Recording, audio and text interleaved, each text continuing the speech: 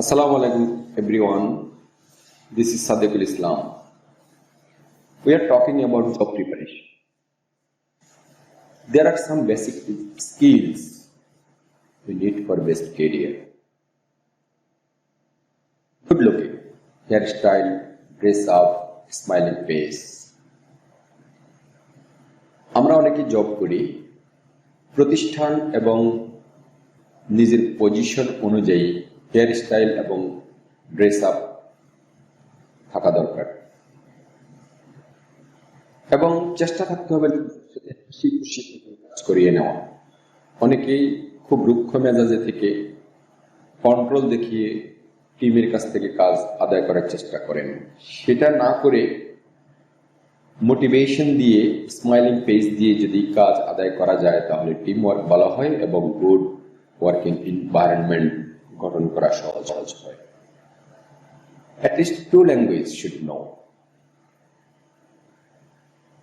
কমপক্ষে 2টা ভাষা সম্পর্কে, বিশেষ করে আমরা বাঙালি, বাংলা ভাষা এবং সাথে ইংরেজি ইন্টারন্যাশনাল ল্যাঙ্গুয়েজ জানা খুবই দরকার যতটুকু সম্ভব। Taking care about pronunciation, hygiene, bad smell.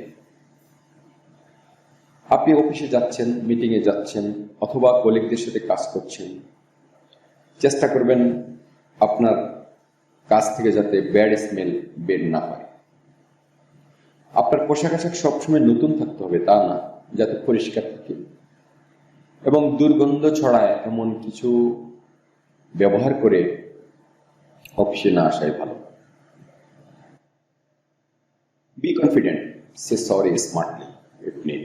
আপনার সিনিয়র কোনো কিছু জানতে চেয়েছে অথবা কোনো কিছু করতে বলেছে অথবা কোনো কিছু জিজ্ঞেস করেছে, আপনি জানেন না, সুন্দরভাবে বলবেন সরি স্যার, এটা আমার জানা নেই।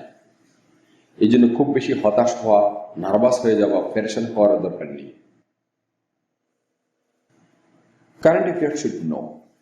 বিশেষ করে ইন্টারভিউ দিতে যাবেন, কারেন্ট অ্যাফেয়ার্স এবং টপ নিউজ সম্পর্কে একটু ধারণা অবশ্যই থাকা দরকার। Talk of the country, talk of the world, এই জিনিসগুলো সম্পর্কে। Conversation starter points apply wisely.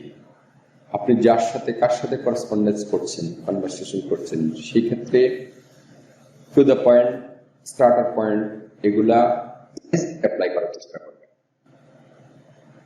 Basic computer knowledge is must.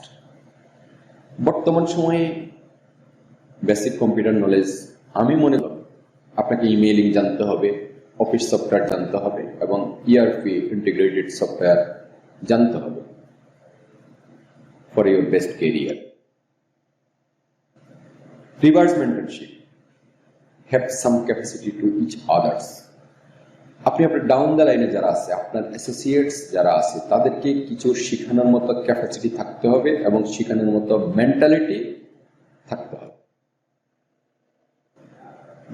Global economy, national ইকোনমির কি অবস্থা, ইন্টারন্যাশনাল ইকোনমির কি অবস্থা, এই সম্পর্কে খুব ডিটেলস না জানলেও মোটামুটি কিছু ডাটা, বিজনেস কোন দিকে যাচ্ছে, দেশের পরিস্থিতি, অর্থনৈতিক অবস্থা কিরকম, এগুলা সম্পর্কে মোটামুটি ধারণা থাকতে হবে।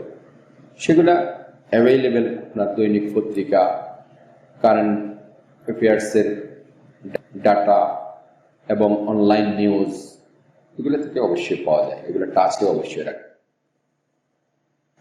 Body language, body language is very important for personality.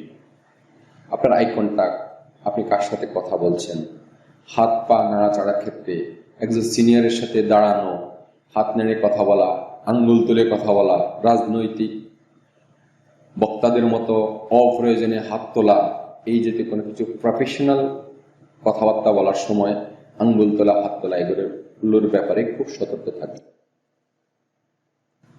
Manage, arrange and balance. আমি এটা সবসময় বলে থাকি, একজন ম্যানেজারের কোয়ালিটি বলতে গেলে আপনি অনেক কোয়ালিটি বলতে পারবেন, বাট মেইন 3টা কোয়ালিটি অবশ্যই থাকা উচিত। সেটা হলো ম্যানেজ, অ্যারেঞ্জ অ্যান্ড ব্যালেন্স। আপনি প্রথমেই কোনো প্রবলেম আসছে বা কোনো কিছু আসছে, সেটাকে টেক ওভার করবেন যে স্যার বিষয়টা আমি দেখতেছি স্যার, এটা আপনি ম্যানেজ করলেন। তারপর এই যে আমি দেখতেছি, দেখার জন্য কি লাগবে সেটা অ্যারেঞ্জ করতে হবে। এরপর যেটা করতে হবে, ডেফিনেটলি আপনি ইমার্জেন্সি ক্রাইসিস মিট করার জন্য যেটা অ্যারেঞ্জ করছেন সেটা হয়তো ফুলফিল হবে না, কাছাকাছি আছে, সেটা দিয়ে ব্যালেন্স করে ওই সময়টা, ওই ক্রাইসিসটা আপনাকে মিট করতে হবে। এই ধরনের ক্যাপাবিলিটি থাকতে হবে। অন দ্য স্পট কিছু ডিসিশন নেওয়ার মতো ক্যাপাসিটি বিশেষ করে ম্যানেজারদের থাকতে হবে। সিচুয়েশন ট্যাকেল দেওয়ার জন্য manage, arrange and balancing capability is must. Flexible, gentility, hearing mentality. কেউ কেউ আছে শোনার খুব একটা আগ্রহ থাকে না, কথা শোনার আগে উত্তর দেওয়া শুরু করে। হ্যাঁ হ্যাঁ আচ্ছা ওটা আমি জানি। শোনার অভ্যাস বাড়াবেন, আগে চেষ্টা করবেন, তারপর একজনের কথা শেষ করলে তারপর বলার চেষ্টা করবেন। Keep information, analytical capability, don't angry. আপনি কোন একটা তথ্য ভুল শুনেছেন, শুনেই রেগে যাওয়ার দরকার নেই, একটু অ্যানালাইসিস করার চেষ্টা করবেন। যে তথ্যটা যেখান থেকে পেয়েছেন সেটা সম্পর্কে আরেকটু এনশিওর হতে চেষ্টা করবেন যে সোর্সটা সঠিক কিনা, যিনি বলেছে আদর্শে বলেছে কিনা। এই জিনিসটা ভালোভাবে অ্যানালাইসিস না করে রেগে যাবেন না। Feedback on time to seniors. অনেকে আছে সিনিয়রদেরকে সময়মতো ফিডব্যাক দেয় না। আমার সহকর্মীদের মধ্যে অনেকে আছে, একটা কাজ দিলাম, দেওয়ার পর সে ঠিক এটা করেছে, করার পর আপনার আপডেট দেয় না। 3 দিন পর যদি জিজ্ঞাসা করে কাজটা করেছেন, ও স্যার হ্যাঁ করেছি তো। অবশ্যই সিনিয়ররা কোনো অ্যাসাইনমেন্ট দিলে সেটা করবেন, করে feedback either phone or SMS।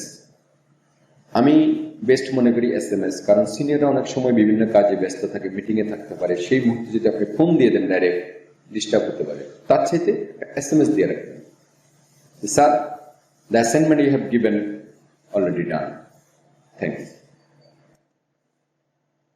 Positive aptitude about present job, boss and organization. আপনি কোথাও ইন্টারভিউতে গেলে বর্তমান চাকরিটা চেঞ্জ করবেন কেন, আপনার বস কিরকম, আপনার কোম্পানির MD কিরকম, এই কথাগুলো অবশ্যই বলবেন, জিজ্ঞাসা করবেন। বর্তমান কোম্পানি সম্পর্কে, প্রেজেন্ট অর্গানাইজেশন সম্পর্কে কখনো বদনাম করার চেষ্টা করবেন না। আপনি সবকিছু ডিটেল জানার কথাও না, তবু যতটুকু জানেন, হ্যাঁ স্যার গুড অর্গানাইজেশন, ভালো, MD ভালো, বস ভালো। হ্যাঁ প্রশ্ন আসবে, তাহলে চেঞ্জ করবেন কেন? আমি আমার আরো বড় দায়িত্ব নিতে চাই, আরো ওয়াইড রেঞ্জে কাজ করতে চাই, সেই জন্য আমি জব চেঞ্জ করতে চাচ্ছি। Helping mentality to others. এটা আমাদের অনেকেরই এই সমস্যাটা আছে, অন্যকে হেল্প করতে চায় না। অন্য কেউ বিপদে পড়লে তাকে হেল্পফুল মেন্টালিটি নিয়ে এগিয়ে আসে না। এতে করে ভালো টিম ওয়ার্ক বিল্ড আপ হয় না।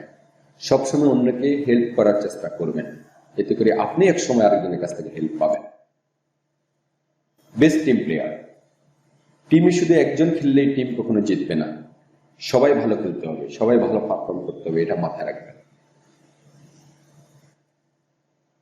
Positive about learning and taking more responsibility.